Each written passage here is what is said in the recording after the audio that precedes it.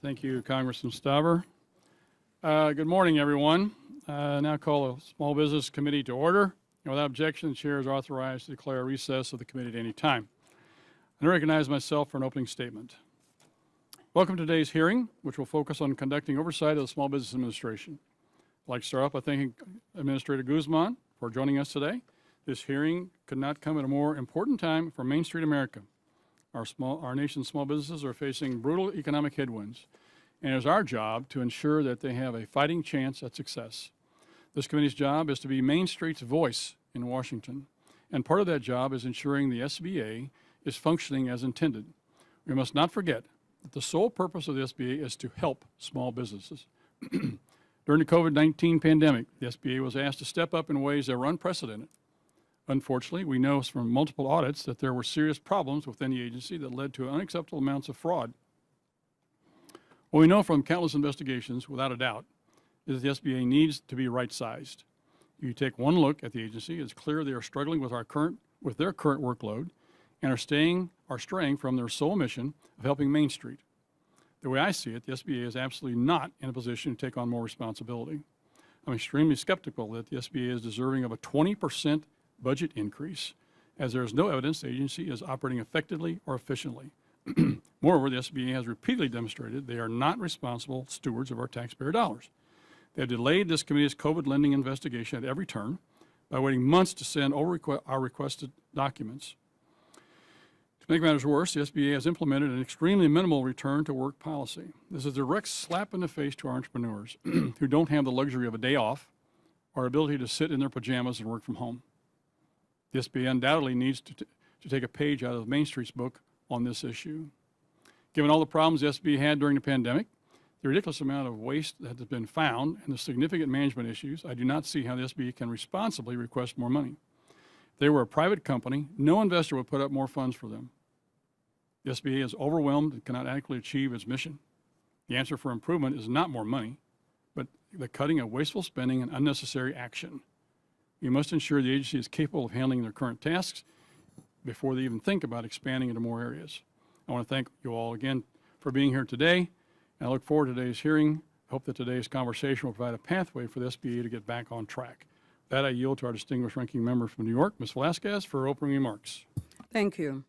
Administrator Guzman, welcome, and thank you for testifying before the committee today.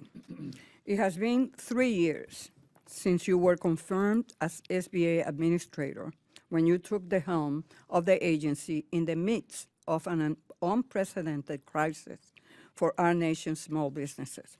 Restaurants, theaters, gyms, and small firms were clamoring for aid. Borrowers had to wait on hold on SBA call lines for hours, only to get wrong information. The Inspector General and GAO were issuing multiple reports warning the relief programs were rife with fraud, and women and minority-owned small businesses did not have equal access to the programs. Put simply, you inherited a mess. Undeterred, you hit the ground running. You put anti-fraud controls in place to protect taxpayers' dollars, guardrails that were taken down by the previous administration that led us to the mess that we saw. And you worked with our committee to ensure an equitable distribution of relief. Today, we are seeing the fruits of our labor. There have been a record number of small business applications, 16.5 million since 2021, with women and minority-owned small businesses leading the way. The economy has created 15 million jobs. Unemployment remains at historic lows, and we are making progress on the fight against inflation. Looking ahead, I would like to learn more about your plan for the agency. We will have to go over the steps you have taken to combat fraud, to push back against some of the erroneous charges we will hear today. And I hope we can examine the steps SBA has taken to service the unprecedented level of COVID-19 IRA loans. It is important to point out that before the pandemic, SBA was servicing about 263,000 disaster loans, totaling approximately $9 billion. In FY 2025, more than 2.5 million loans will need to be serviced. That is a tall order for a small agency. While the launch of My SBA has enhanced the customer service experience for borrowers, the agency will need sufficient funds to process the loans as well as to conduct fraud reviews.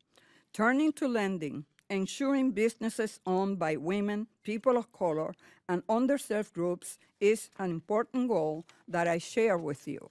SBA finalized 2 rules last year that had substantial implications for both 7A and 504 programs.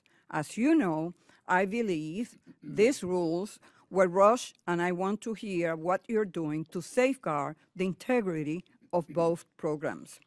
With regard to contracting, the federal government is the largest producer of goods and services in the world, and we appreciate that this administration continues to send a record amount of prime contracting dollars to small businesses, government contractors.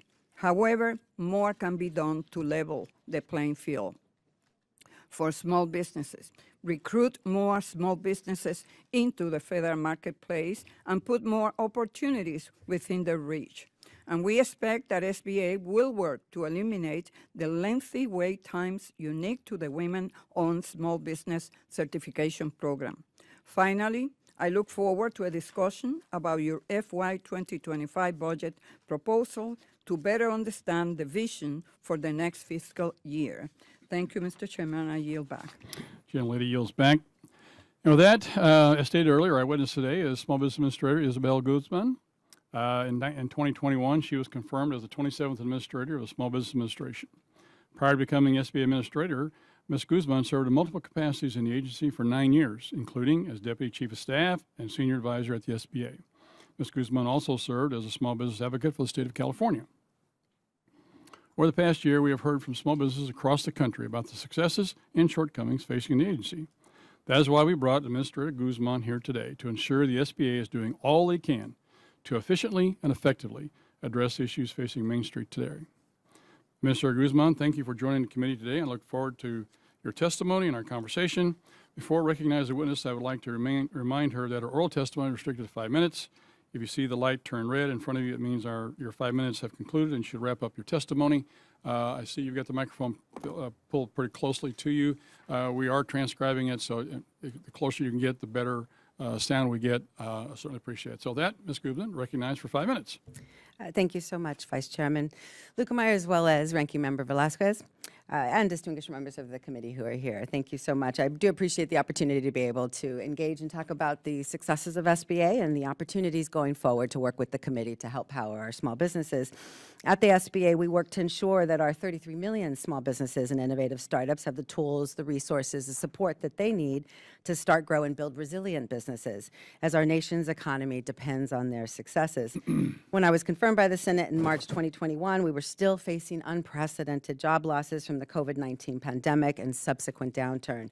SBA was scaling dramatically to save small businesses who were facing revenue losses and were unsure if they would survive. President Biden understood the challenges facing small businesses, and that is why his American Rescue Plan provided essential support to the very small businesses that are the heart of our communities. Every member of this committee knows a small business that wouldn't be open today if not for the support provided through the SBA.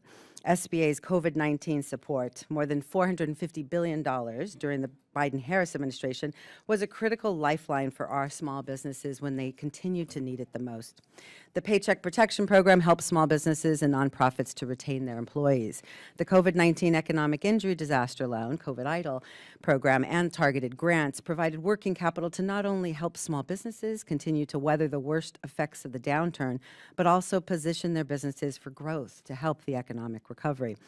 The Restaurant Revitalization Fund and Shuttered Venues Operators Grant programs saved our mom and pop restaurants, the cafes, the breweries, the stages, the cultural venues, the performing arts centers, which are all anchors of our Main Street businesses across the country. Our historic level of investments in small businesses, including through the American Rescue Plan, combined with the opportunities in landmark legislation such as the Bipartisan Infrastructure Law, the CHIPS and Science Act, and the Inflation Reduction Act, set the stage for America to have the strongest economic recovery of any developed country in the world. Last year, when I appeared before this committee, leading economists were predicting an economic downturn. Now the U.S. economy continues to power ahead. Inflation has slowed over the past 18 months, and interest rates are down from their recent highs. And with 14.8 million more jobs than when the president took office, labor markets are stable and strong. We have seen the top 3 years of small business application filings on record. This historic small business boom has seen 16.8 million applications filed since the president took office. These acts of hope, as President Biden refers to them, are powered by entrepreneurs in every state, and especially by women and people of color who are leading with the highest startup rates.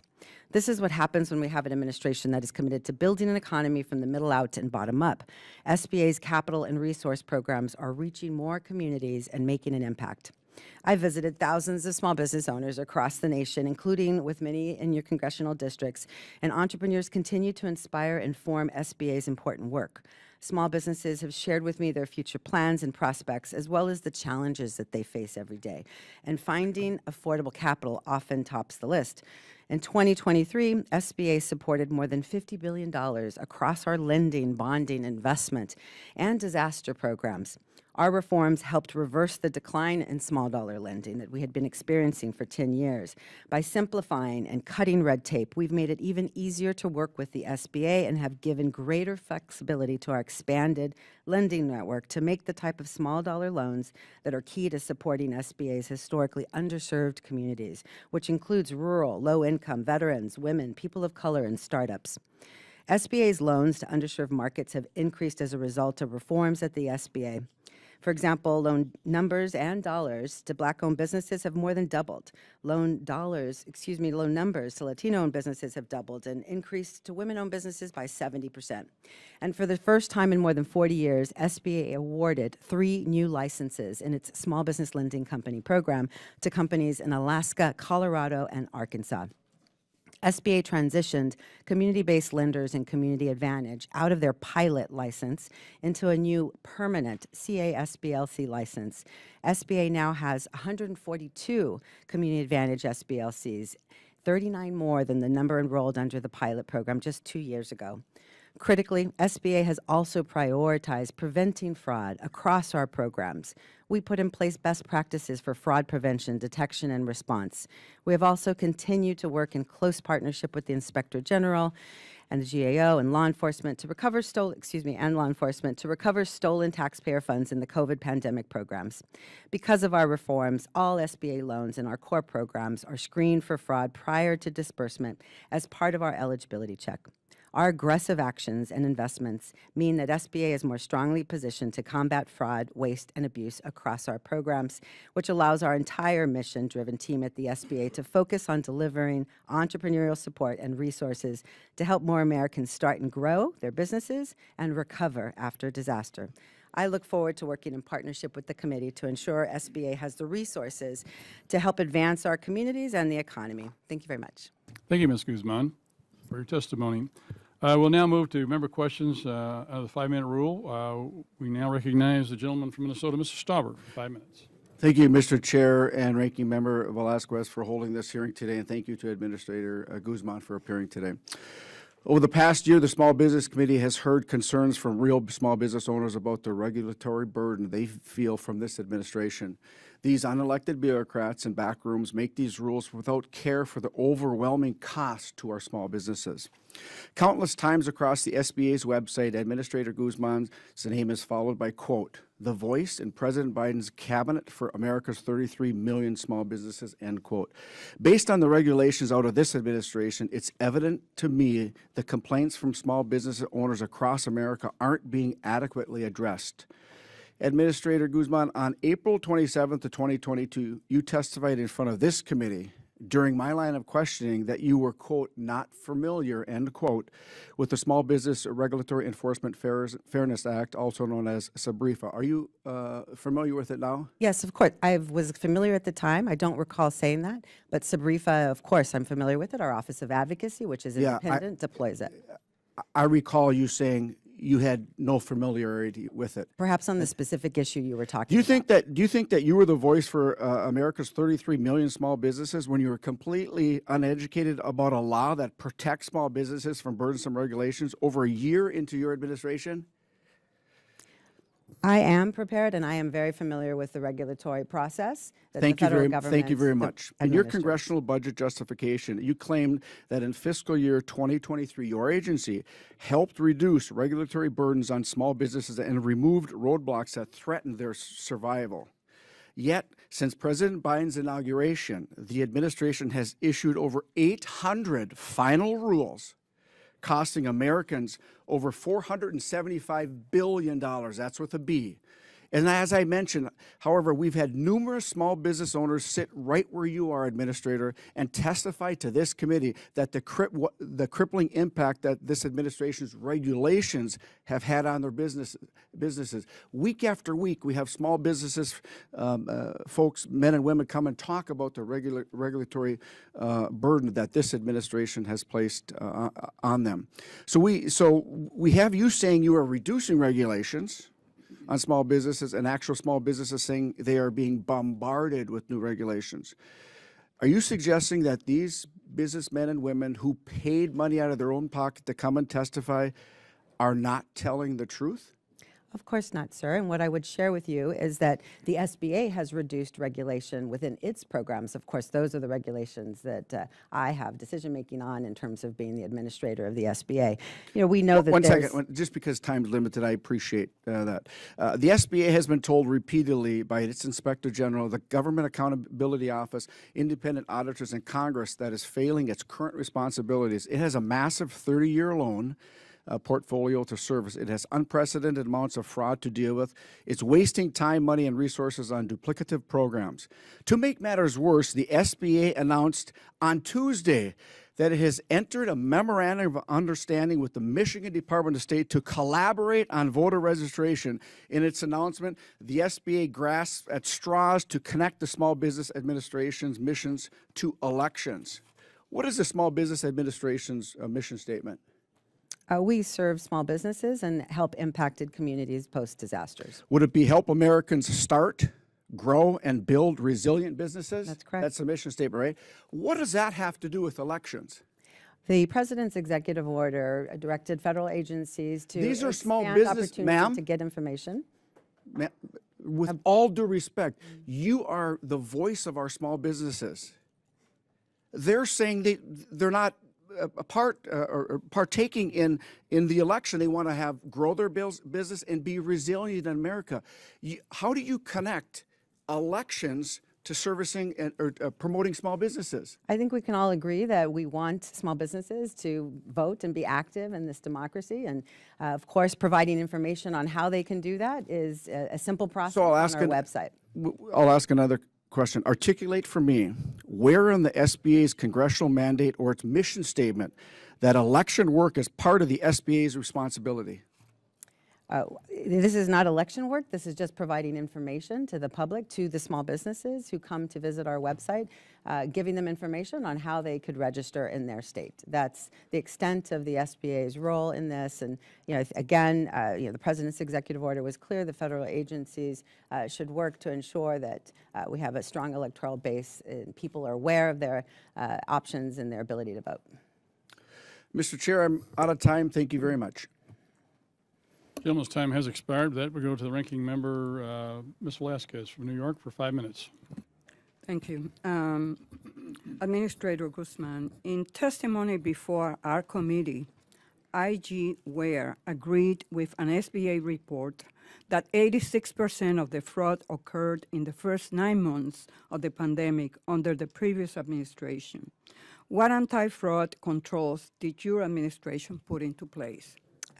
Thank you so much, Ranking Member. And I think you said it best, that we inherited these programs and the controls that were put in place at the time, which were de minimis. Frankly, we, at the President's direction, the first thing he talked to me about was the importance of making sure that these funds got into the hands of the businesses they were intended to serve. And that's what we focused on doing at the SBA, implementing controls on the front end so that we could strengthen our portfolio, making sure we were fully underwriting COVID idle and checking for fraud across the portfolio, especially, of course, on all our new programs as well, we have incredible performance of less than 1% fraud. We, in addition, created a fraud risk management board so that we could have longevity for some of these fraud controls, risk frameworks that we've put into place on our core lending programs as well as on these disaster loan programs. The GAO and the IG have both testified before this committee, asserting that the SBA is in the best position that it's ever been as a result of these efforts to address the GAO and IG's concerns and institute a sustainable fraud risk frameworks for the agency. Thank you. In FY 2023, SBA serviced 2.5 million COVID-19 idle loans, 10 times the amount of disaster loans the agency was doing before the pandemic. What specific steps have you taken to improve customer service and be responsive to borrowers? Not only did we focus on strengthening the portfolio, those incoming loans, and making sure that we were preventing fraud at the front end, but in addition, we wanted the customer service on the back end. So My SBA, which you referenced in your testimony, obviously was our investment in technology to streamline the servicing of these nearly 4 million in total loans that the SBA is now managing for 30 years, as our Vice Chairman mentioned. So My SBA provides an enhanced customer service. It's enabled us to continuously communicate with these borrowers and ensure that the performance of the portfolio is strong. And what type of challenges are you facing, and what do you need from Congress to ensure this effort is a success? These COVID pandemic programs are not in our baseline budget, which is why you see an increase. We're requesting funding to continue to maintain these nearly 4 million in loans that the SBA is now responsible for servicing at this point and collecting on for the American people. And so that additional funds will help us support that, as well as the continued performance around PPP, the Restaurant Revitalization Fund, shuttered venues, all of our COVID programs to ensure that we're continuously reporting and servicing these small businesses. Thank you. The time frame to attain certification for SBA's contracting programs varies. Veterans can receive certification in a few weeks, while women can wait for 9 months. Is the budget request of $6.2 million sufficient to hire the personnel you need to administer the WASB program and bring wait times in line with the other programs? Because it's great that we go out there and meet with women businesses and promise that we will do everything we can to help them, right? Grow their business, take the next, move those businesses to the next level. But it takes money and resources for SBA to pay the attention that it needs in providing the resources to the WASB program. This transfer of the veteran certification to the SBA from the VA enabled SBA to rethink how it certifies these businesses. VetCert is the gold standard. We intend on investing in technology across all our certifications to streamline access. We recognize the backlogs and lengthy times that women face in order to get certified, to get those set-asides in government contracting. So we, this year, are investing in technology to streamline, aligned with the VetCert program, and we believe that this funding is sufficient in order for us to perform that simplification and clear the backlog. And we've doubled down on our staffing to temporarily to clear that backlog. 5 years ago, the director of the Office of Credit Risk Management testified that the office was increasing its personnel to 42 FTEs to better fulfill its mission. How many employees does OCRAM currently have, and are you confident the office has the resources it needs to conduct oversight of the new SLBCs? Within the last several months, we've been able to increase our staffing. We're now, from the 20s to now in 35, and we continue to have open positions that we're filling aggressively. This is one of the top priorities. We want to give them their full capacity. We, of course, have invested in technology. We have partners to ensure that our oversight of our lenders is strong, and OCRAM is currently doing that. Thank you. I yield back. Gentlelady's time has expired. With that, go the gentleman from Pennsylvania. Mr. Muser is recognized for 5 minutes. Thank you, Mr. Chairman, very much. Thank you, Administrator. Good to see you. One of the concerning topics that I have, and before this committee, was the rule change on the SBA regarding small business lending companies, where a lender will receive the government guarantees when underwriting small businesses. When you testified here last year, March 23rd, 2023, you assured us the SBA had sufficient oversight capabilities. In fact, responding to a question from Ranking Member Velasquez, who asked, have you heard concerns with allowing unregulated companies associated with significant fraud into a federally guaranteed program? Your response was, and I'm paraphrasing, I know that the SBA has a rigorous application process, so I am not concerned, and we intend to hold any business that wants to participate to their performance, to their underwriting standards for transparency, et cetera. So not soon after that, well, let me ask this. In your view, are all companies subject to this rigorous application process in light of the example of Funding Circle, where the CEO recently, 2 weeks ago, stated how all of their losses, their mounting losses, which have existed for the last couple of years, and Mr. Chairman, I'd like to submit their income statement for the record. Without objection. Funding Circle, thank you. Would require significant capital. He says, I mean, you saw all of our losses over the last several years, so the SBA program, what we don't believe will be the best use of our capital to invest in those loans in the U.S. business. So it's a pretty easy question to ask.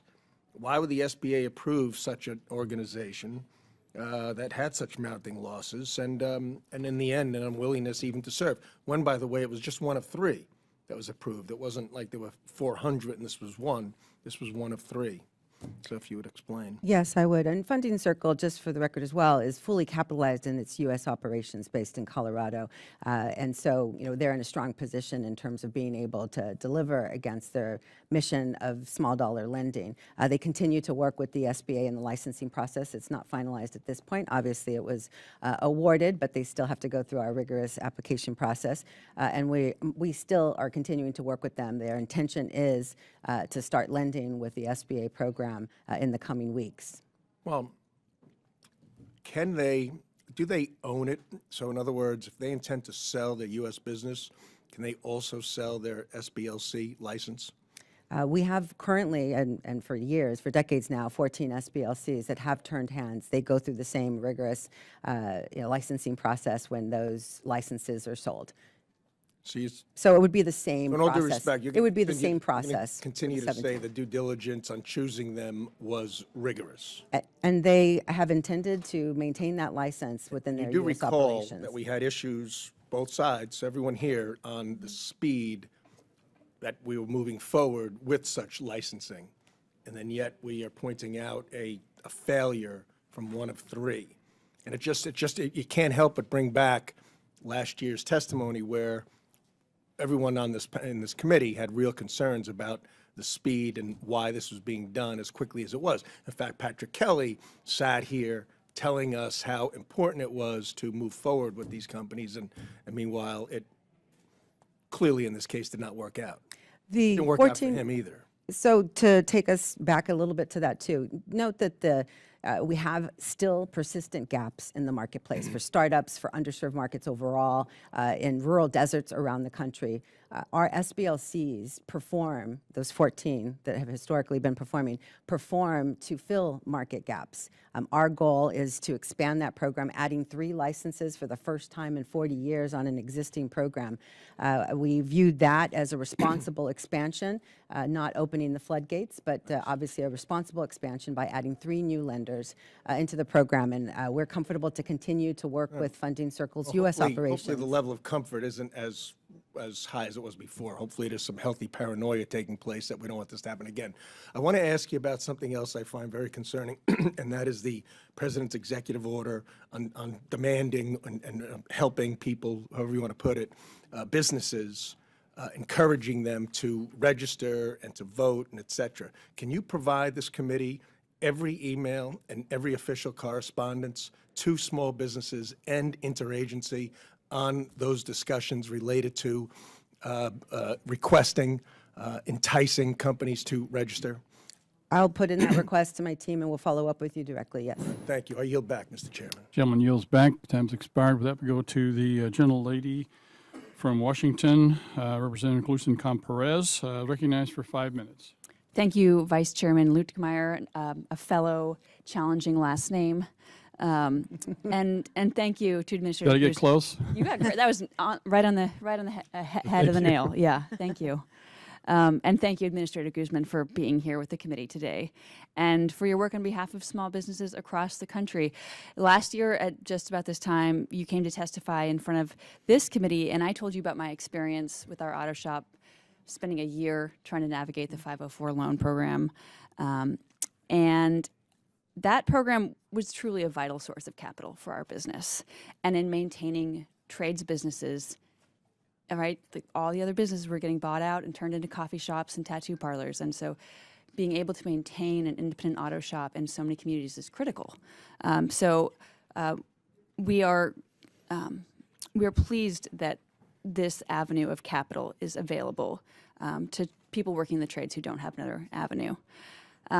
What is the administration doing to make the experience more navigable for first-time entrepreneurs who don't have a year to follow up, to spend on this process? Yes, I completely agree. The 504 program is a vital asset builder for small businesses around the country and for sustainability in neighborhoods as costs increase, buying their building or buying equipment. And it's critical with these investments, whether it's CHIPS, infrastructure, or the Inflation Reduction Act, as businesses need heavy investment capital to move forward.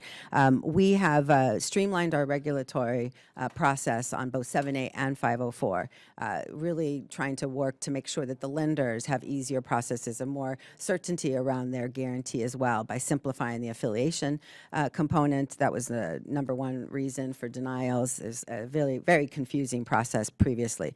But we've also deferred to their underwriting standards and best practices as well. So these have been very well received by the trade organization that represents the 504 lenders, NADCO.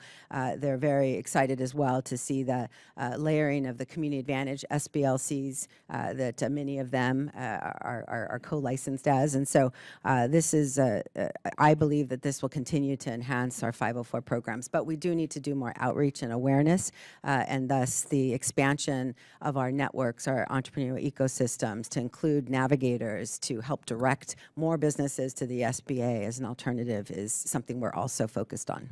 That's great. Last year, we talked about the mysba.gov portal and its goal to give a single point of entry for businesses to perform the things they need. Can you give us an update on the improvements made to the system over the past year, and how is it serving businesses? Our goal is to simplify the customer experience for the small businesses. The President's executive order on customer experience, direct specifically some of our programs on this, including the unified lending platform where servicing happens, where now disaster lending happens. It was recently with the Western Governors Association, and in Oregon, the governor said, after the ice storms, businesses and individuals got their money within 2 days thanks to this new system. So that's one of the experiences. The other is VetCert. And our goal is to add on the other programs of the SBA into this single door entry for our small businesses so that it can be enhanced. Great. The SBA also recently launched the Lender Match Program, which, according to the SBA press release, features nearly 1,000 lenders, 257 community-based lenders who can connect to potential customers and earn their business. But I'm concerned because I've also heard from small business community banks that are in the process of getting certified for SBA lending that the process is onerous and time-consuming. I'm wondering what considerations are being made in the program for small community banks who may have limited staff capacity. Can you share generally and briefly what the administration is doing to make sure community banks are able to participate in SBA lending? Yes, 100%. And this is one of our top priorities. 83% of the PPP lenders hadn't done an SBA loan in 5 years. Those are the small community banks. We wanted to simplify our regulations and cut red tape for them. Lender Match is an incredible incredible tool that we wanted to level the playing field in as well. And so what we've done is added on our pre-screening for fraud and eligibility, which we've deployed across our 7A portfolio into the lender match system so that we could give these lenders more qualified leads and not just cold leads. So that should streamline their ability to review and vet the 50,000 businesses we get there every month.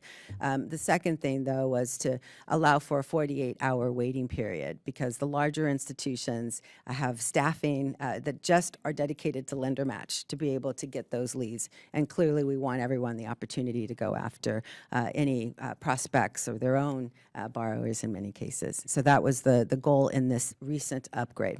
Thank you very much. I yield back.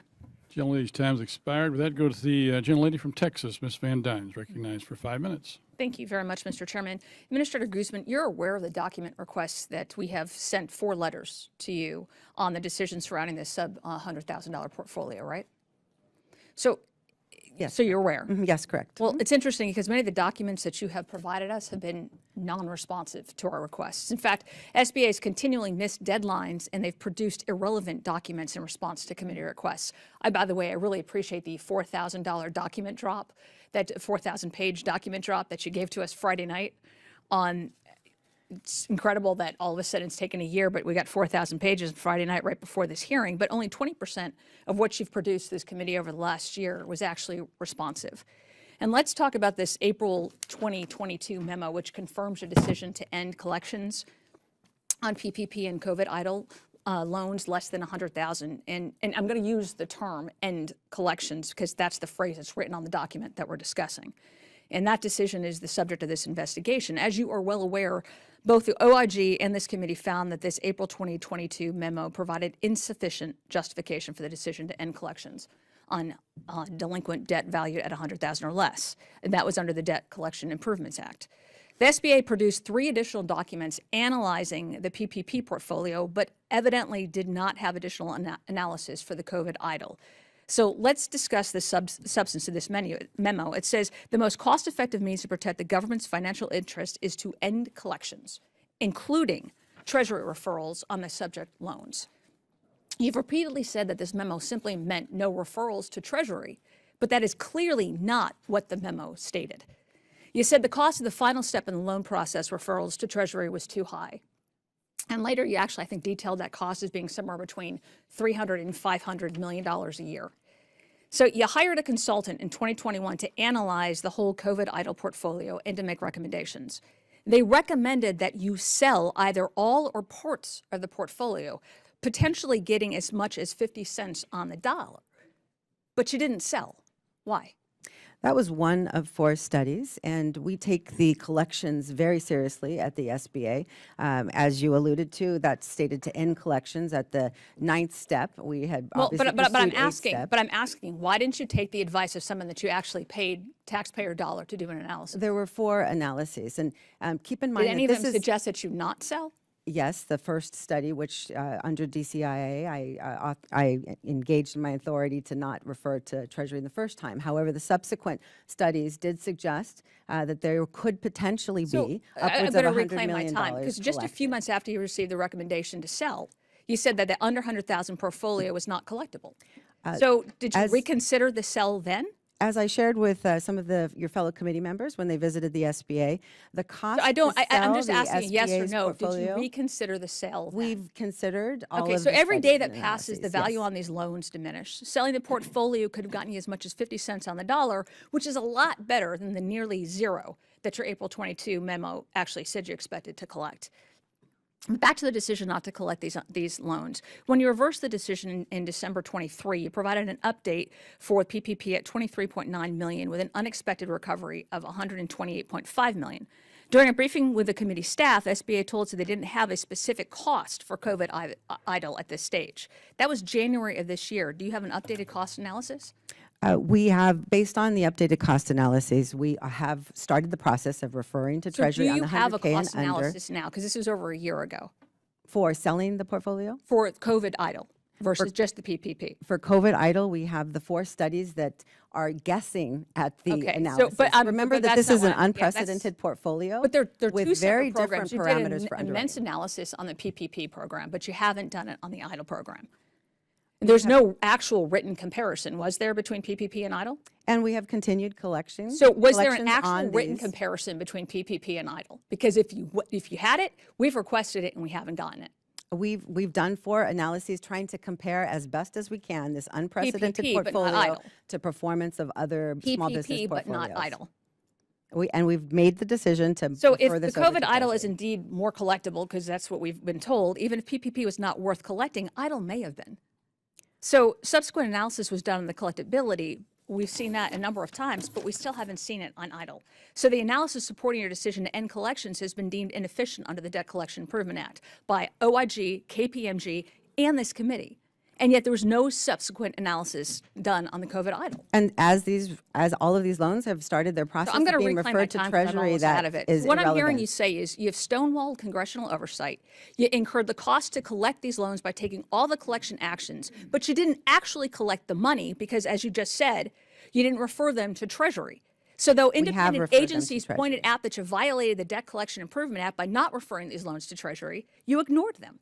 You have wasted billions upon billions of taxpayer dollars, not only by delaying these decisions over the last 2 years, but with poor decision making. Unbelievable. I yield These back. loans have been referred to Treasury, and we are collecting on them. In fact, we've I yield more back, than Mr. Chairman. 2x our ability to collect on those Gentlelady, small dollar loans. time has expired. With that, go to the gentleman, the representative from New Hampshire, Mr. Pappas, for 5 minutes. Thanks very much, Mr. Chairman and Administrator. Great to see you here. Always happy to have you back in New Hampshire. You've visited many times, and I appreciate the local focus that you bring to your role. I think it's important for anyone in Washington to continue to understand that solutions just don't come from this place. They come from our main streets, and I think you've demonstrated that through your work. As you know, SBA's disaster loan program was created to help communities recover after a disaster by providing low-interest loans and to businesses and homeowners. The Seacoast region of my district has been devastated by extreme weather events, and they've been able to access economic injury disaster loans that were made available to small businesses in that part of the state earlier this year. But more rural communities that I represent may not know about the disaster assistance that SBA provides. I know that SBA has been working on new outreach programming to rural communities, like portable help centers that can be set up in more remote areas. But my understanding is that none of these efforts are specifically designed to meet the needs of rural communities. So I'm wondering, in the wake of a GAO report that said that there's no specific rural outreach, how SBA plans to move forward with strengthening its disaster planning to ensure that it's meeting the needs of all of our communities. Thank you for that question, and I'm very proud of our ability to innovate in the disaster space with our improved lending platform, but we definitely want to get the awareness out there. A couple of things. With the Rural Communities Act, we did enact a new process for which governors can declare rural disasters when it doesn't rise to the level of a federal disaster. And that streamlines the process for governors to be able to declare disaster only identifying one house or business that has been harmed, and so versus 5. And in rural communities, sometimes that's very difficult and requires miles of travel. So that's the first thing. And we've had 14 declarations and have been reaching out to all the governors in the offices of emergency management to ensure that they're aware of this streamlined process. And so far, the response has been very positive. We've also entered into an MOU with the USDA to ensure that we're reaching out to rural communities, not only on disaster, but as well on our small business programs, on capital access, on exporting, and this rural prosperity tour that we've launched at the SBA has begun in 3 states, and we're continuing to expand. And I'm looking forward to continued travel on that myself personally to try to build awareness around all of our programs. But when a disaster happens, whether it's a rural declared by the governor or federal, the SBA immediately deploys on the ground, and we've tried to be as aggressive as possible with portable operations centers as well as extensive outreach in multiple languages.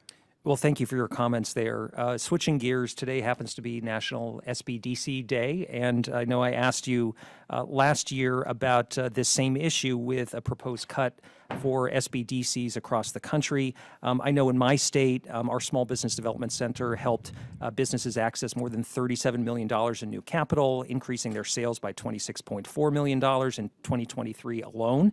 So despite this performance, the proposed budget would reduce SBDC funding by $105,000 in my state alone. That could mean the loss of an entire center and decreased coverage in underserved and rural areas. So we did talk about this in the wake of last year's proposed cuts that did not come to fruition, thankfully. But I'm wondering, given the impact of SBDCs across the country, $6.8 billion of the $7 billion in capital provided by the resource partners are through our SBDCs.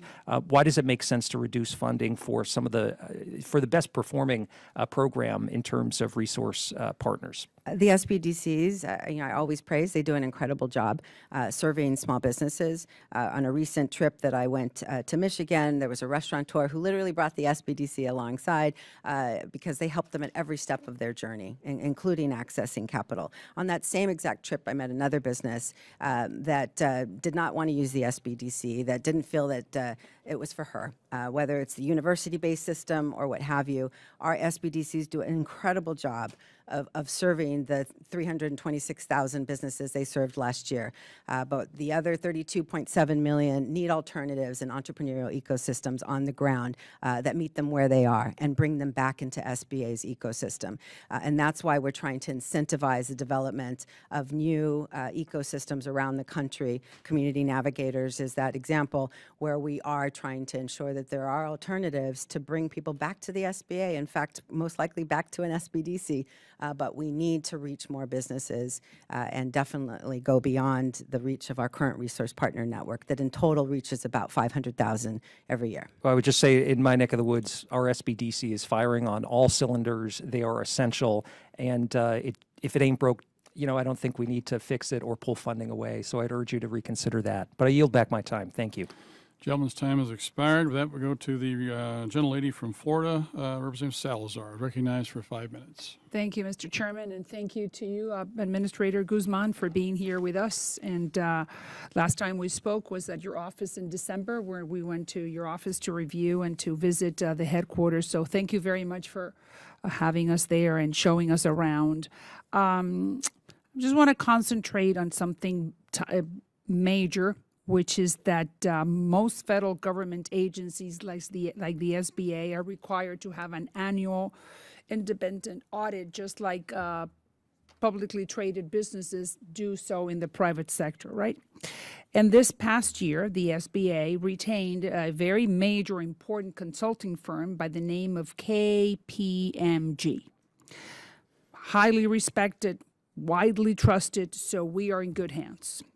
Unfortunately, KPMG found not too many good things when they did the SBA audit. And I'm going to tell you 3 that were found: inadequate loan process reviews, poor record keeping, and legal compliance issues.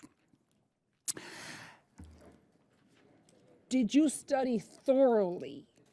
Are you abreast? Are you aware of everything this very important company said about your agency? Yes, and I've met directly with KPMG, who was retained by our independent inspector general, of course, to perform this audit. Those findings were regarding the COVID portfolio, which again was established in 2020. When I came in 2021, my focus at the President's direction was to ensure that we had strong fraud risks and controls. Unfortunately, those findings stand on the existing 2020 portfolio. So that means that these findings do not show your performance as an administrator. No, you because have no responsibility for what the findings found. I take responsibility for SBA's programs. All right, and so then right operations there. since So which one of the 2021 and findings? But wait, you've been there for 3 years. This review or this study was conducted in November of 23. So you were there 21, 22, 23. Which one of these findings is the most damaging to you as an administrator? You I view got to all of the- own something. I view all of the findings, well, they are on the COVID pandemic programs. Okay. The COVID idle PPP, obviously, that were established without controls. We instituted guardrails, and you'll note in the KPMG audit, they recognize our progress against all of these. My team has been working very diligently to ensure that we're implementing strong controls and also situate the SBA. Yeah, so but you that know, when we'll you never tell me, hit when these you problems tell me, again. yeah, I've done it. I mean, just give it to me in one soundbite. You were there for 3 years. They came in November 23. They're saying that things are not the way they're supposed to be. So where does your responsibility fall? And my responsibility lies in fixing the problems that were established when the COVID pandemic programs were established in 2020. And that is what we've been doing. And we've been making incredible progress as KPMG, the IG, the GAO will all testify. Wait. Don't. The IG has said that we missed $20 billion. I'm sorry, $200 billion. So I'm just trying to understand your leadership. How good has it been or not for the agency based on this report by these independent people? The But $200 I billion. just don't hear where do you own responsibility? I own responsibility in the reforms that we've implemented that have stopped and thwarted over $500 billion, 21 million attempted frauds, attempts against the agency in these COVID Did you programs. And I fire own the anybody? responsibility. Did you fire anybody? The- Inadequate loan process, poor record keeping, legal compliance issues.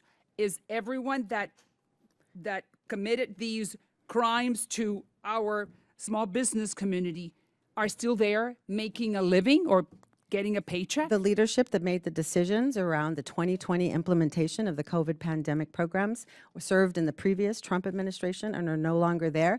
My responsibility is to No, I'm implement asking you changes specifically. to improve those problems. Anyone who was there during the pandemic and was responsible for these faults, are they still there? The Yes or responsibility no? is with the leadership, and the Well, leadership. you are leadership, but I you just am- told me that you I'm- came after a pandemic. I'm so that- responsible for fixing the programs, not for creating the control issues that were established in 2020. but you However, have I not take answered me. responsibility Did for anyone correcting them, which paid? I've done. Is anyone responsible? Anyone has lost their job because of their lack of good leadership? The 2020 Trump administration, people who made the decisions are no longer there at the agency. I yield back. Thank you. Gentlelady's time has expired. With that, go to the representative, Mr. McGarvey from Kentucky for 5 minutes. Thank you, Mr. Chairman. Thank you for being with us today, Administrator Guzman. We've had a lot of hearings in this committee on pandemic relief fraud, and good. None of us likes fraud in this program. All of us want to see this money recouped. At least I'm glad this time they scheduled a hearing when you could be here to respond, which is a nice change. Let's think about where we were 4 years ago today. I think it's important to remember where we were. People were dying in hospital hallways. People were hunkered down in their homes, scared, rationing toilet paper. You had small businesses across this country who had no idea if or how they could survive. I was getting calls in the state Senate in Kentucky from restaurant owners, from people in my hometown, just scared. And you know what? Fortunately, Washington acted. And the Congress, and let's give credit where it's due, the Trump administration got relief out to our small businesses. They saved our main streets. They saved our businesses. It saved our economy, which is how we recovered so much faster than everyone else in the world. And look, are there going to be problems with something like this? Yeah. And there were. But we are focusing so much on the bad news that we fail to recognize that the SBA's relief programs were an unmitigated success. So, we need to talk about some of this fraud, right? How did it happen?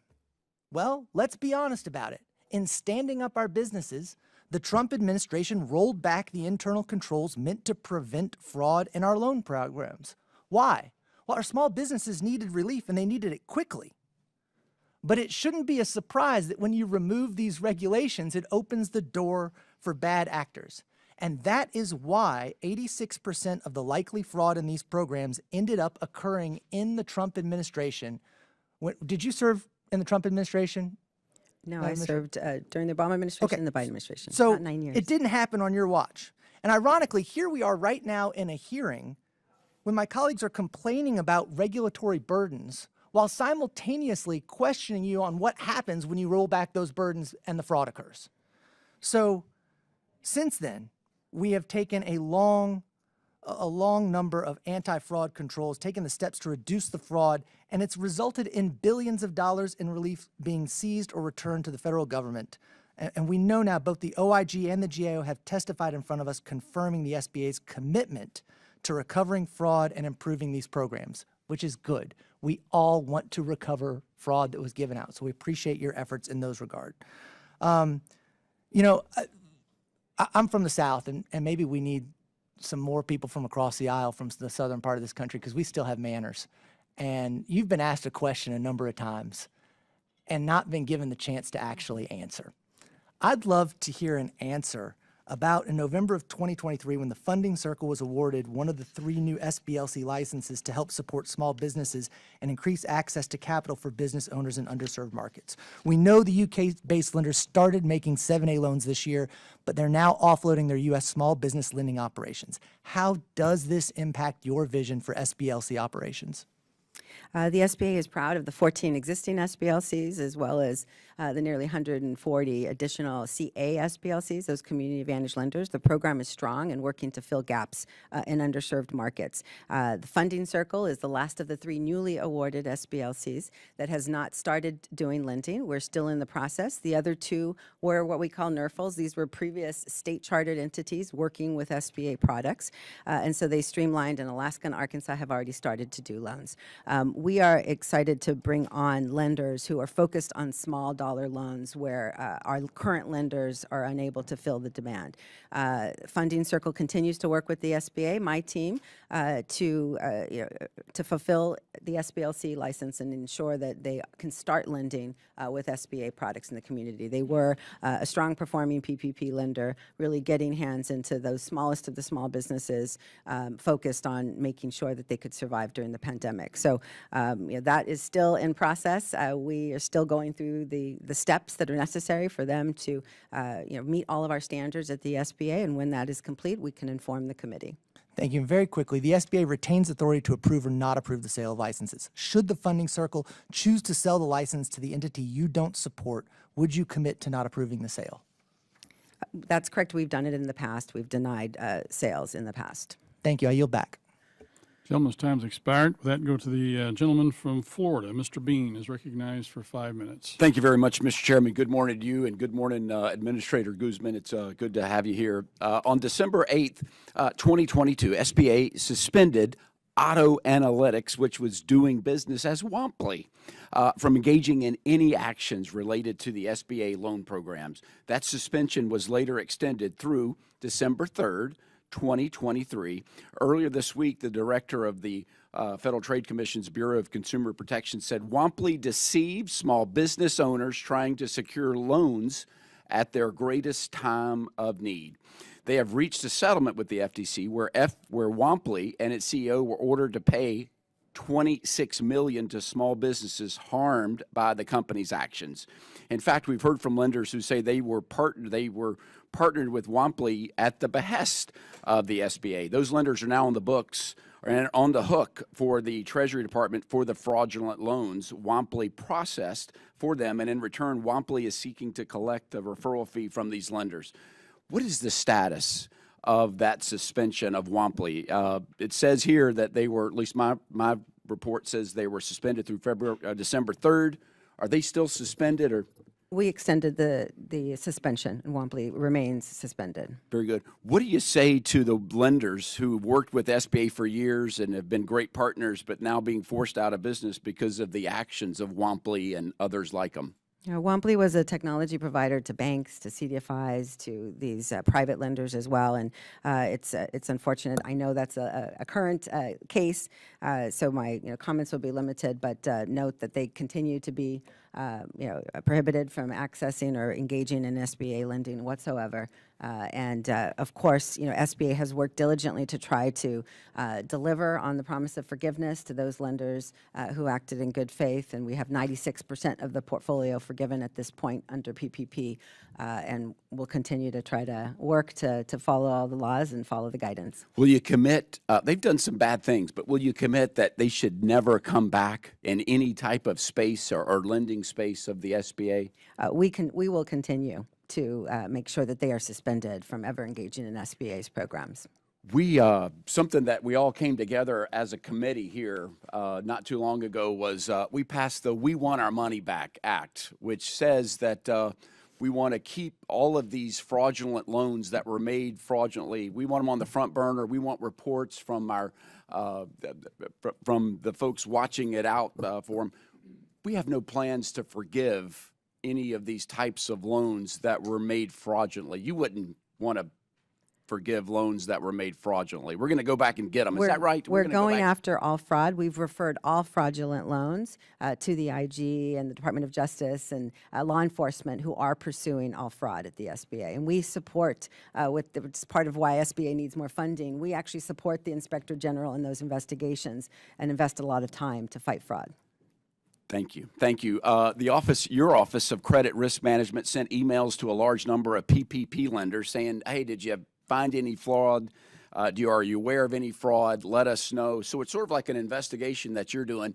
Can you talk about the status of that investigation? Have you found additional fraud through your inquiring of banks and other lenders? We've done an exhaustive study of our portfolios. We identified $400 billion in potential fraud and have now narrowed it down. My team likens it to walking through TSA and with your belt buckle, the alarms go off. That's the initial fraud check. But then once you get down into the portfolio and do further analysis, which we've done with not only technology but actual manual reviews, we've narrowed the fraud down to $36 billion. Now within that, Now that's a big number difference because the Inspector General says it's 20 times that. Right. He had $200 billion in potential. We Or had more. $400 billion in potential. And we've narrowed it down. How do you based on our reconcile that? analysis. That's just such a big number and hopefully you're working on that. I know you've been before and you've said 36, but he says, in fact, he was a great witness and was very credible that says it's much, much more than just the plain 36 million. And I know to our friends on the other side of the aisle that want to blame the previous administration, but you're in charge now. And so we expect you to go after bad guys. I think the American taxpayers and these small business owners are sick of seeing people cheat the system and break in line and steal our money. And that's why we want our money back. Were these the frauds that you found through the PPP investigation, were they banks or non-banks, or do you know? It's actually a mixed. If you look even just at the Clyburn report, there was a mix of banks and CDFIs and private lenders across the board. Thank you very much. My time's expired. So much to talk about. Thank you for being here, Mr. Chairman. I yield back. Gentleman's time has expired. With that, we go to gentlelady from Kansas, Ms. Davids, is recognized for 5 minutes. Thank you, Chairman, and thank you to you and our ranking member for holding the hearing today. Before I begin with my question, I did want to enter into the record the transcript from the last hearing when Administrator Guzman was here with us, and it reflects that she was not familiar with the regulations that were in the works on WOTUS, the Waters of the United States specifically, versus SBREFA. Without objection.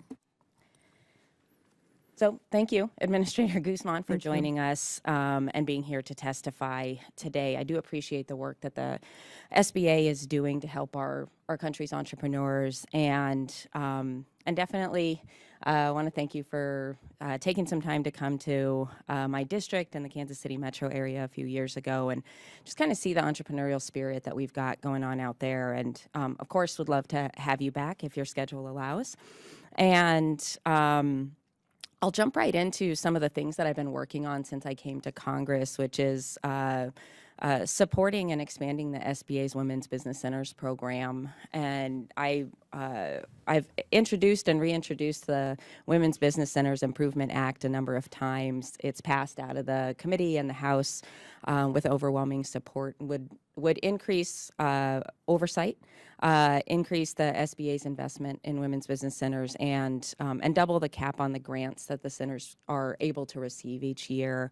The administration's fiscal year 2025 budget notes very clearly just how successful the WBC program has been. In fiscal year 2023, WBCs, including the Kansas City WBC, which is in the Kansas 3rd, trained 87,900 entrepreneurs and helped establish more than 3,400 new small businesses. And your budget proposal shows an increase in the number of clients served and new businesses that are created through WBCs, but keeps the funding for the program equal to last year's level. I would love to hear you kind of expand on that and kind of how you see the WBC program working and whether or not there truly is adequate federal resources going into that program, and also kind of what SBA is doing to capitalize on the program's success outside of the proposed budget line items that we see, because I know that you guys do a lot of things outside of just the numbers that we're seeing on the paper. Yes, and happy Women's History Month. And as I said, women businesses are starting at the highest rates. They're starting to double the rates of men. It's really critical that we address these gaps, capital as well as resources. Our women's business centers also do an incredible job. It's a strong resource partner network. They are oftentimes held back by some of their statutory limits in terms of how much we can fund them by, and their ability to match as well. And so, truly, we want to continue to provide them with stronger technical assistance, make sure that we're streamlining their knowledge and content of SBA so that they can save their time to work directly with the small businesses. That's first and foremost. And we actually have strong funding. We plan on deploying more WBCs. We have a notice out now that we should be awarding additional states and additional centers around the country. And we have an additional one that will be coming out soon that we hope to deploy across the country. And we're trying to get as creative as possible with the women who lead these centers to understand how we could better support them through this upcoming grant cycle. I know that as we continue to work and advise, if we can find solutions to strengthen them individually, then I know the program will continue to grow. Thank you. And we're working on the statutory limitations that you all are working with. Because my time is limited, I'll just kind of quickly note that in including women's business centers, I've also been working on the Native American Entrepreneurial Opportunity Act, which we also were able to pass recently. I don't think Mr. Crane is here, but I got a chance to work with him on that bill, which again overwhelmingly passed. We'll submit some questions for you to respond to regarding just kind of the success and or challenges around outreach to Native communities. And again, appreciate your time here today and the work that all the folks at SBA are doing. And I yield back.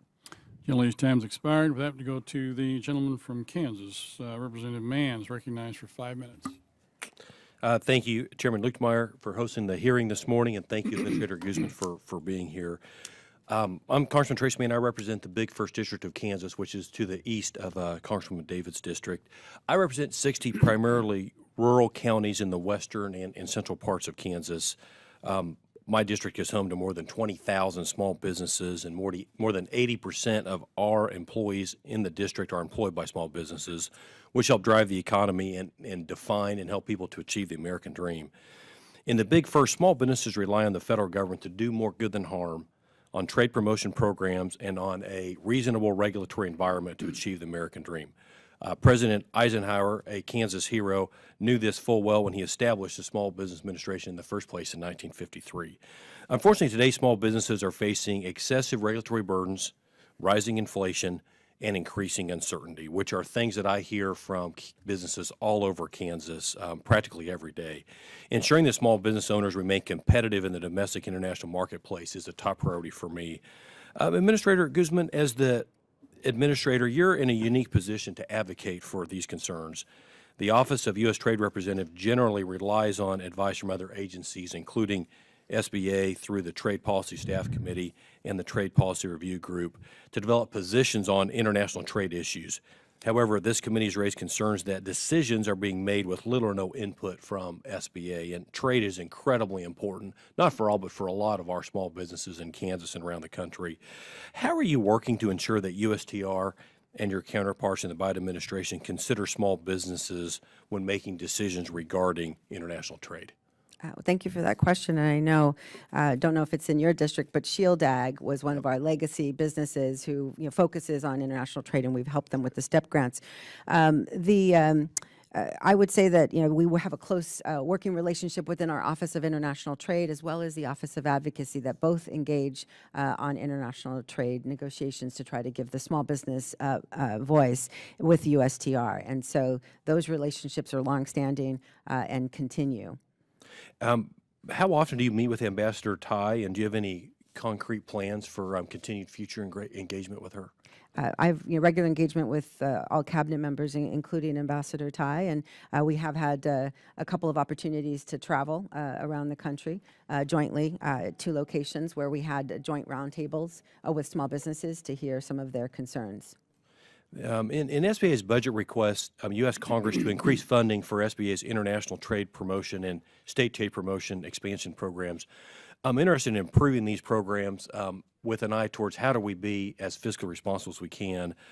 So I'd ask the question, why should Congress increase funding for these programs when the Export Working Capital Program, the International Trade Loan Program, and Export Express Loan Programs have historically been duplicative and underutilized, with the total of only 245 loans being made in fiscal year 2023. What are some areas for improving these programs to better serve our small businesses and small business exports, and should they be expanded, and what's your thoughts on that? Well, we continue to operate those within our 7A platform as a zero subsidy impact program. We, agree that we'd like to see those numbers expanded, and part of it is the cap, the limit, but there are other challenges that could be regulatory. We are currently looking at that and would look forward to partnering with your office to make sure that we have some good solutions moving forward to simplify access to working capital across all of our businesses. A lot of people use traditional 7A as well. That's right. Well, I have no further questions, and thank you for being here this morning. Gentleman yields back. And with that, we go to gentlelady from California, Representative Chu, recognized for 5 minutes. Well, Administrator Guzman, thank you for coming to my district, to the city of Monterey Park after the mass shooting. Your outreach to us, your presence, and your ability to extend help to the small businesses that were impacted meant so much to the people there. So I truly appreciate it. And let me say, colleagues on the other side of the aisle are saying, what are you doing to hold the top SBA leaders who were there when the fraud happened accountable? Well, they are gone. The American people fired them when they fired the Trump administration, who was in charge when the vast majority of fraud happened. Turning to other topics, I have great interest in the SBIC, the Small Business Investment Company program. And in fact, Representative Garbarino and I have a bipartisan bill, the Investing in Main Street Act, which would amend an outdated law to finally allow financial institutions to invest up to 15%, triple the current amount of 5% of their capital and surplus into SBICs. This is a common sense change to increase the amount of investment capital available to small businesses, but unfortunately the bill languishes in the Senate despite having passed the House overwhelmingly for several Congresses in a row. So for one, can you discuss how changing and growing the amount of money available to SBICs would help small businesses? And also, I wanted you to address the fact that you are finalizing it and implementing a rule titled the SBIC Investment and Diversification and Growth Rule, which modernizes the SBIC program with the goal of increasing equity investments to small businesses in underserved communities, which is a goal I think is so much needed. So Can you discuss that as well?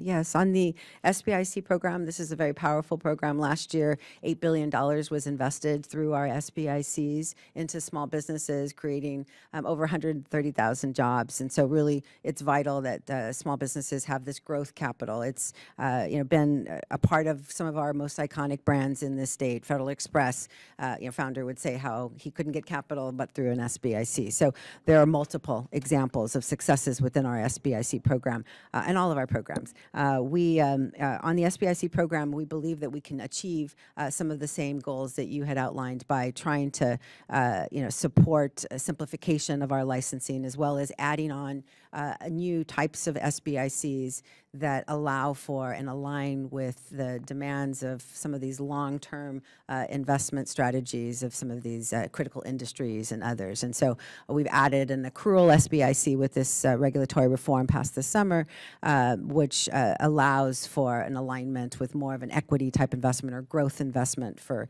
long-term build. And that's the vehicle that we've partnered with the Department of Defense on to create the SBIC Critical Technologies. In addition, we've created a reinvestor SBIC that will allow for a fund-to-fund structure, which will create opportunities in underserved communities to have smaller emerging fund managers come forth under a fund that would be able to manage to the SBIC programs, strong oversight and controls. We do believe that these opportunities are opening up the licensing process for more. We've also streamlined the licensing process. And so as a result, our pipeline is very healthy with a lot of requests for both the accrual SBIC, the SBIC Critical Technologies, and we are seeing a change. And of course, having some more flexibility around the cap and requirements around this program is really vital. Thank you. And I wanted to address the Community Advantage Loan Program. Ranking Member Velasquez and I just recently introduced our bill to codify it, but I am thrilled that you have given certainty to the program through the new California SBLC license, and it's great that you've added 30 new mission lenders into the program for 142 SBLCs. I wanted to see if you could address the, there was uncertainty for a lot of the mission lenders, and now it seems to have stabilized, but is there assurance that you can give that the current guidance and lender requirements won't be changed or overturned by future administration? We're committed to the regulatory reform that made permanence for the community advantages through the program, through the SBLC, and we're committed to the established policies that we put in place that really give them strong access to the 7A portfolio. So there is, as a result, you've seen with this permanence, obviously the increase in the people who want to participate with that spike of over 30, but also, we're seeing their ability to, go out and recruit funding to be able to do these small business loans as a result. So we are committed to maintaining that working relationships and continuing to work with them to ensure that we're taking their feedback and continuing to evolve to meet the marketplace needs. Thank you. I yield back. Telling these times expired. With that, we go to the gentleman from Missouri, my fellow colleague from Missouri, Mr. Alford, is recognized for 5 minutes. Thank you, Mr. Chair. Appreciate that. Administrator, good to see you. I think we saw you back on December 3rd at your office. I'll get into that in just a bit. I've long been concerned with the SBA's lax work from home policy and what that means for our nation's 33 million small businesses, getting them the help they need when they need it. As it turns out, I share this concern with another former business owner in this town, White House Chief of Staff Jeff Zients. Mr. Zients directed every agency to return to their workforce to the office at least 50% of the time. In fact, he required that every department submit an action plan to OMB on January 26. So, Administrator Guzman, following this hearing, we'll be sending a letter requesting that you share this action plan with members of this committee. Can you please comment on what work you have done on this plan so far? Is it complete, and what is your plan? Yes, the whole of SBA across the country has returned to work. We are seeing that these mission-driven people who work at the SBA, because a lot of them have that very mission tie to What do you mean businesses. return to work, ma'am? Meaning that we are, have the returned office? to work to the office, correct. Mhm. So if we go down there today, the desk will be filled. We're complying with, of course, the standards. The SBA is back, 5 days of pay period, yeah, and across the country at this point. Because, we attempted to visit the SBA. When I first got on this committee and on the Ag Committee and Armed Services, the first thing I want to do is go meet people, see where they work. And we were told, you can't come down here. Sitting members of Congress, we got in the Pentagon, but we could not get in the USDA, which has 2 million square feet of office space, or the SBA with roughly 290,000 square feet of office space. And because of that, we filed the CABO Act, the Congressional Access to Bureaucratic Offices Act, which mandates that sitting members of Congress and their appropriate staff should be allowed into these agencies, such as yours, which we have oversight. I'm sorry that we had to file that. We got quite a number of sponsors. Our attempt is not to come in and stir up trouble, but we do have oversight of these facilities. And after our December 3rd visit, which was a very nice visit, I think we had a very good discussion, I was told, got a few pictures here of our visit. Here's some of the empty office spaces there at the time. Here's a good shot of you and me and Jake Elsey on this committee talking. After our December 3rd visit, I was told that SBA employees were directed to consolidate their desk to mask the fact that only 10% of the 295,000 square foot SBA headquarters was being used. Do you have any knowledge of that being true? Did you have what, 7 or 8 floors there? We have, but we only occupy 2/3 of the building. There are 3 other agencies that also occupy this building. But the floors that we visited were upon request to certain offices. And we have, 50% occupancy on any given day at a minimum. So that's not accurate. So nothing was staged for our visit there on our Cabo Cookville? No, the only thing that was orchestrated is which offices you wanted to visit, which was Capital Access, Rural. And so we went to certain floors. Actually, we went to the floors that SBA fully occupies. Yeah. Well, I must say your staff was wonderful to talk with. Look, we've got a lot of work to do together, I think, to help the American people starting businesses and maintaining the business. I do think it's very important that COVID is over. We've got to get back to work. If we're not going to use these buildings, let's shut them down. Let's consolidate and save money for the American taxpayer. Would you agree with that? We are looking constantly at our space requirements aligned with our facilities needs. So yes, I align with that completely. Former Speaker Nancy Pelosi once said, "Show me your budget and I'll show you your values." I've seen your budget. It raises serious doubts about your values. The Office of Veterans Business Development exists to fulfill SBA's mandate to serve our veterans. To fulfill this important duty, you have requested $335,000. That total is about the same as the increase in transit subsidies that you requested. Transit subsidies have risen from $300,000 in 23 to $600,000 in 24 to $900,000 requested now in fiscal year 25. This is despite the SBA's notorious absenteeism. According to a GAO study, less than 10% of your office space is even being used. Now, I know you say that people are starting to come back, but we have to accelerate this. Administrator Guzman, I'm deeply concerned with the values contained within your budgetary request. Thank you, Chairman, and I yield back. Gentleman yields back, and with that, we go to the gentleman from Minnesota. Mr. Phillips is recognized for 5 minutes. Thank you, Mr. Chairman, and greetings, Madam Administrator. It's as you might know, I'm retiring at the end of this Congress at the ripe age of 55. Might have to get a real job. And it's been a joy to work with you. I want to say thank you for coming to my district, for supporting small businesses, of which I have been one most of my life, and grateful for what you do. As you know, my highest priority is to expand employee ownership. I think it is a nonpartisan part of the American dream. I know that's one of your mandates as well. And we also are all aware, because we've had this conversation, that one of the barriers in many cases to ESOPs or co-ops is the risk of losing the status of contracting, preferred contracting status. And take a woman-owned business and she wishes to convert to an ESOP for set-aside contracts. Oftentimes they won't do so because they'll lose that if they become an ESOP. So have you reached any conclusions at the SBA about how we can remove that barrier so more businesses can convert without losing that access to the set-aside contracts?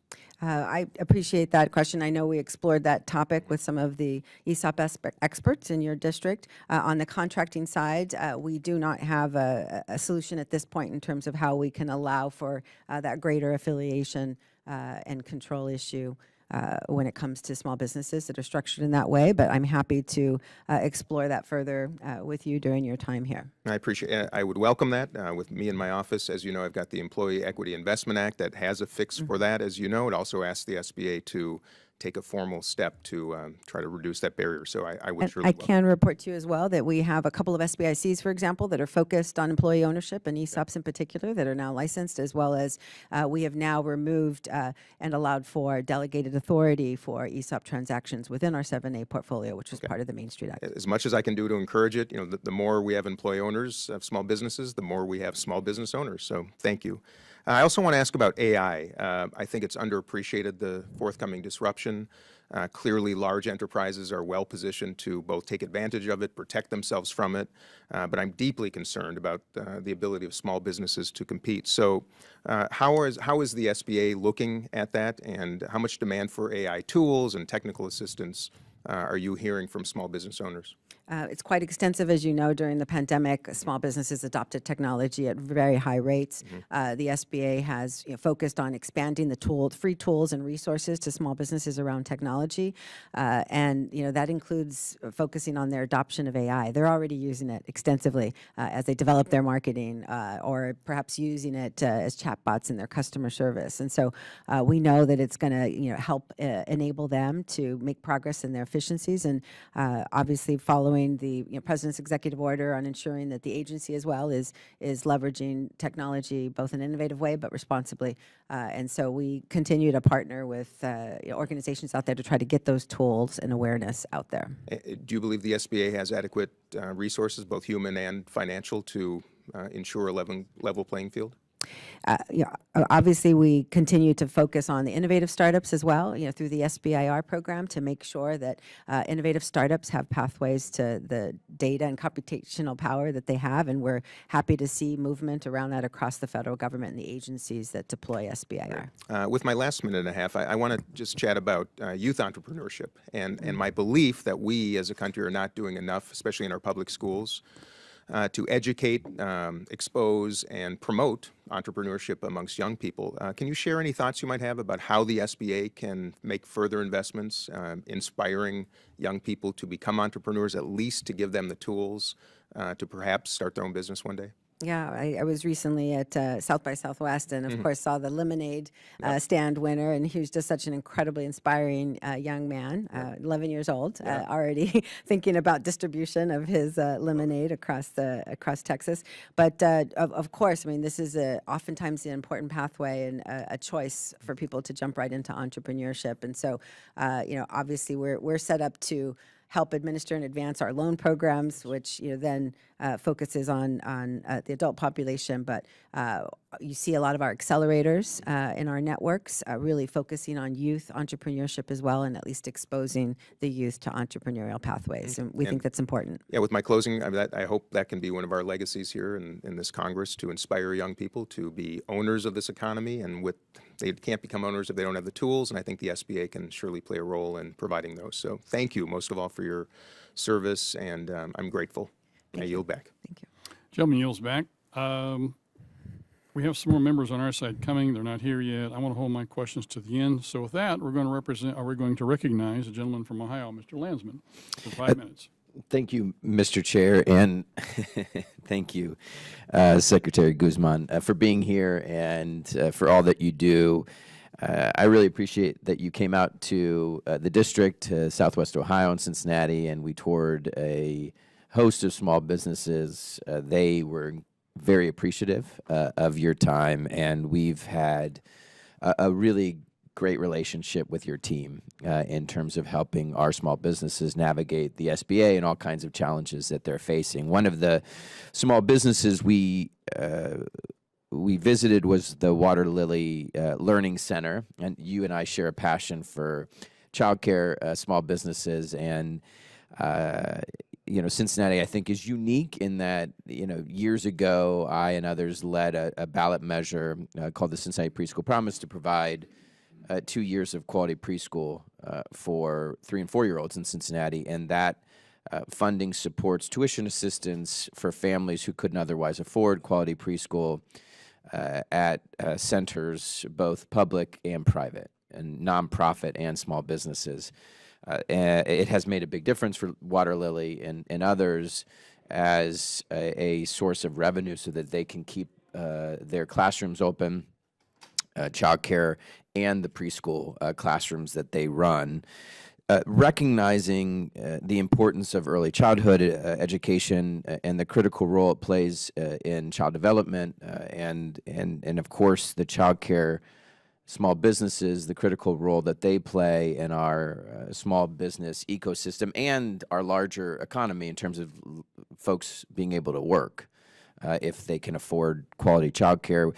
My team and I introduced the Child Care Small Business Insight Act, which would study the state of child care in the nation and offer recommendations. It passed unanimously out of the committee in January, so I'm grateful to my colleagues for that. I wanted to just get your thoughts on this topic. First, what do you foresee as shortcomings in the for-profit childcare industry as it relates to the SBA? This is something that you and I have talked a lot about. You have a depth of knowledge and real passion for this. So, what do you think this study, when passed, hopefully the full House will pass it, what do you believe that this study will find in terms of where the SBA is doing really important work for these child care small businesses, but also where the gaps may be? Yes, thank you so much for that question. And I have visited, beyond Water Lily, several child care facilities across the country. And truly, it is part of our infrastructure. Women entrepreneurs that I meet with continuously flag child care as an issue and are looking forward to the child tax credit and their ability to leverage that to help make child care more affordable for them. On child care in particular, we see a lot of our small business owners leveraging 7A program, but also 504 to buy their building property, buying property and being able to maintain sustainability in a community is really important. I think with these, their models are very challenging in terms of their ability to raise revenues, especially in underserved communities. And so, obviously there's a financial issue that goes beyond SBA, but we try to help them with the technical assistance and know-how to effectively run their businesses and do childcare boot camps across our resource partners and are looking to try to improve those models in order to strengthen their operational expertise, because they have to be so efficient as entrepreneurs to be able to survive in the childcare industry. But we know that affordable capital is part of that, and so we need to do better outreach to support these entrepreneurs, who are mostly women, to be able to access our capital programs as well. And that's partly what we're doing. We have a child care summit coming up at the White House, where we will focus on childcare business in particular and ensure that we have pathways at the SBA to support them. That's great. Thank you for that. I really do appreciate how much you've led on this. Last question. The micro loan program, which is really designed to help the nonprofit child care centers, do you envision something, because on the capital side, there's obviously help, as you just mentioned. On the operations side is where they really struggle, in addition to the capital stuff. And owning the building is really important. Do you envision something similar? Could that be something that may come out of the study and the work as a microloan program for these child care providers that are for-profit? Yes, and microloan, both for-profit and nonprofit, can access the SBA's microlending program. It's the only time nonprofits can access our program, and so we feel a continued support of that. I know there's Senate action on expanding that access to other programs at the SBA. Yeah, great. I think the challenge is how much does it, is it sufficient? And I think that's a question for us, but hopefully that's something that comes out of the work of this bill. So thank you again, and I yield back. Thank you. Gentlemen's time's expired. We have a lot of members that are in and out because of other committee hearings, and we're going to continue to be flexible with that. So with that, we're going to go to Mr. Tanadar from Michigan for 5 minutes. Thank you. Thank you, Mr. Chair, and thank you, Administrator, for your passion and your access. I thought I'm the only member where you come and visited my district twice in the last 6 months, but looks like you've been all over the country. You came to our district. You and I walked on the streets and visited some small businesses that we had planned to visit. You also took the time to visit some people who approached us while we were there. And I really appreciate your passion. We heard firsthand some of the small business owners who benefited from the PPP and other SBA programs. So thank you again. Thank you for your help. I am a small business owner, ran small businesses for 25 years, wrote one of the SBIR grants that I got awarded. I took advantage of the 504 program, and that helped me tremendously to grow my small business, create hundreds of jobs in my business.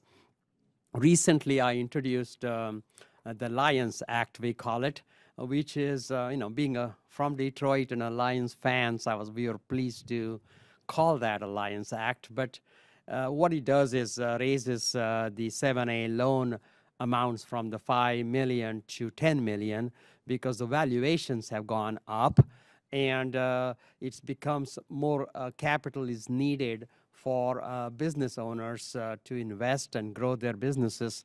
And my question to you is, how do you see this increase of 5 million to 10 million in the loan amounts? How much of a burden that is to get that accomplished? How much of an administrative cost that's going to add to? And just frankly, I wanted to know what you think about. Yeah, we've similarly, are interested in seeing that expanded, especially as we see manufacturing and other critical industries needing additional capital. We know that SBA could fill those gaps in the marketplace, and you're right. It hasn't been changed since the Obama-Biden administration increased to 5 million. For inflationary pressures, it would be up in the sevens if we just changed it for inflation alone. So we agree that that money is needed. It would be simple to administer in terms of expanding the access that would benefit more of our banks and lending institutions who access those funds for some of their small businesses in their portfolio. Thank you, Ms. Guzman. And going back to the questions being asked about the fraud, I want to point out that a lot of that happened during the Trump administration. The question raised about the people who were responsible in your department, and clearly, many of those people are no longer here because the American people, fired them. But my question to you is, your testimony mentioned pandemic relief funding and the potential for fraud. To paraphrase from the briefing, in an effort to disperse paycheck protection programs and COVID-19 funds swiftly, the SBA weakened and removed internal controls. In early 2021, safeguards were reinstated. One of the tactics was to install a screening process during loan approvals. My question is, can you make a statement on where the SBA stands regarding protections against fraud? Are these acts of fraudulent activity a risk for the clientele of the SBA or to the administration alone? How effective have the protective measures have been? Thank you. The protections have been strong. As I said earlier, we've averted 21 million attempted fraudulent loans from accessing the COVID pandemic programs, which was over $500 billion worth. And so clearly the controls that we put in place have enabled us to get back to our normal standing of our decades of experience doing disaster lending, using the right controls in place. And so I'm very confident that with these added measures that we've now applied across our whole portfolio, despite the fact that the 78504 didn't experience the levels of fraud of the COVID pandemic programs, we are now strengthening our programs for the future alongside the financial institutions that are doing the same to ensure that fraud is not a problem in any of our programs going forward. Thank you for your great work, and I yield back. Gentlemen's time's expired. With that, I understand we've got 3 members, 2 Republicans and 1 Democrat, who are on their way back from the transportation markup. So if they get here before I finish up, we'll let them ask questions. If not, we'll see once where we're at that point. But let me begin my 5 minutes. Ms. Guzman, have you talked to Secretary Yellen lately? Regular engagement with cabinet, yes, but so have you asked her about when she's going to show up to give us a PPP report? She's several years past due now. As requested in our previous hearings, we informed the Treasury about this and they're request. Ignoring you again, as they are ignoring the law, which says she's supposed to be here. That is not a request by a letter. That is in the law that Congress passed. She's supposed to show up. So, anyway, thank you for that. The discussion this morning is about, or has been quite a bit about, who's at fault for this. I can tell you, I was part of the group that put the PPP program together, and I can tell you I was very strenuous in my concerns about allowing the fintech companies in who do not have the controls in place. And that's where about 95%, according to the IG, and they testified in that chair right over there, that's where most of the fraud occurred in the PPP program. And I was very strenuous also in my remarks with regard to EIDL, knowing that there's basically none, zero, anything in place by the SBA to keep the money in place without being able to be fraudulently accessed, especially at the amounts that the program was allowed to grow to. That aside, you jumped into this program knowing where it was at. So now your responsibility is to clean it up. And that's the concern we have this morning, and that's where we're coming from with our questions. Why have you not gone out and sold part of the portfolio, and as Ms. Van Dyne talked about, in a way that alleviates the request for need for more money for your agency, as well as recover some of the money? We have evaluated this and at this point are still collecting successfully within SBA's own collection efforts. With all due respect, Congress, Madam, as I Madam, Ms. Guzman, I haven't here, answered the question. I don't know how you can say you're adequately doing it. According to the IGA, you told the IGA that in October 23, 47.7 billion of the EIDL loans were written off. Is that not correct? The EIDL portfolio is performing better than what Congress expected. That's not my question. My question is, the IG didn't say that we could even validate the information, but you told him that you've got 47.7 billion that you have charged off of EIDL loans. Is that correct? I'd have to double check those numbers Is it before I close? testify to that. I would have to double check those numbers, When and I will get when back did you to charge those off? over the course of our collections. Prior to September 30? We'll have to get specifics to you on this topic, but what I will share is that loans off prior to September 30 of 2023? I'd have to get back to you, sir, and I will. Okay, let's ask the question this way: have you sent any 1099s out to the folks that you canceled the debt for? I do not know where we're at in that process, and so again, we'll get back to you. What I will like to answer your question about COVID EIDL in particular. Obviously we've put in those strong controls into the program. Well, yes. Again, Madam Chair, with all due respect, or Madam Guzman, the IG sits in his chair here and comes in about once every 6 to 8 months and tells us in his report, you're not doing a lot of things that he requests you to do. You ignore the advice from the report that you actually requested and paid for from the accountants, although you did say KPMG said, well, you could do some of it. But the IG says you only implement about half of what he actually recommends. So when you say that you implement these things, it's a broad statement, which is not true. I'm sorry. As I've shared with the chairman, going back to your original question about selling the portfolio, Congress could enact something and appropriate the dollars to sell the portfolio as it would cost the federal government money to sell it. No, it would not, Madam Chair, Madam Guzman. It would within the appropriations There's no way process. it costs money when Yes, you it would. recover money. When you sell the portfolio, you will recover some money and you will cover all the costs for whatever it is. You have a net gain. We're happy to work with your team to review how that would work in appropriations, but that's what Congress's action could take. I know that CBO doesn't score it that way. but CBO doesn't score it correctly because they don't score the recovery. And so That's as a the result, problem. it would cost It'll cost taxpayer X amount dollars to do sell that. it, but you're going to recover several times more than that when you do that.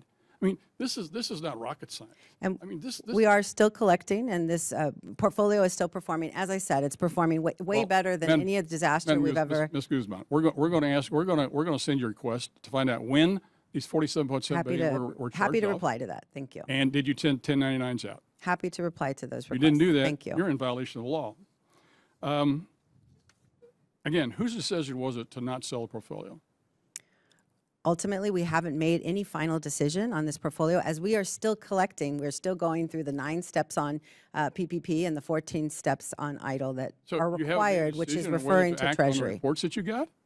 We are acting on those reports that said that we could still potentially profit by trying to collect at the Treasury stage. And so we have pursued the Treasury option. We are still in that phase, and we are making collections, continuing to make sure that this portfolio performs. And again, this is outperforming any expectations of Congress. Oh, I guarantee it won't outperform my expectations. I guarantee you. As Another quick question established. for you here. You made a statement a while ago that you've doubled down on staffing to do the recovery of these things.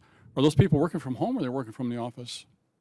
Double down on staffing. I said I doubled down on, during this testimony, I said I doubled down on staffing to clear some backlogs and certifications. My question is, are they working from the office or are they working from home? Our position at the SBA is 5 days of in work, or excuse me, 5 days in the office for all of our employees that are in, working not in a remote stance. Then you answer my question again. Question is very simple. Are they working in the office or are they working from home? Yes or no? It's a mixture, and some of them are working in the office. And So you're hiring people to work from home? during the telling me. pandemic, people were hired No, that's not my temporarily question now. My on question a remote is, basis. the new people you're hiring, are they going to work New from permanent- home? Or are they going to work in the office? Any new permanent people who are hired at the SBA come into non-remote status, so meaning that they do have to come into the office. So the new Any people new are person- working from the office? Any new person hired on a permanent basis at the SBA, yes, they definitely have to work at the This is SBA. unbelievable. I can't get a straight answer. It took me 3 minutes to get an answer on that Well, it question. depends what you're asking It's and a letting me simple allow. question, Madam Ms. Guzman. A while ago, you made also a statement about red tape. You said you're cutting red tape. Can you give me examples from red tape you cut? Yes, affiliation for control caused a lot of cumbersome processes for our lenders, especially when it came to the time of performing against that guarantee. And so we have simplified the program for our lenders, which ultimately will benefit the borrowers. And that's across our regulatory reform, same with the SBICs, simplifying the process of licensing to ensure that we cut red tape for those participants. Okay. Folks aren't here yet. So with that, we're going to thank you, Administrator Guzman, for your testimony, for appearing for us today. Without objection, members have 5 legislative days to submit additional materials and written questions for the witness to the chair, which will be forwarded to the witness. Ask the witness to please respond promptly. If there is no further business, and without objection, the committee is adjourned.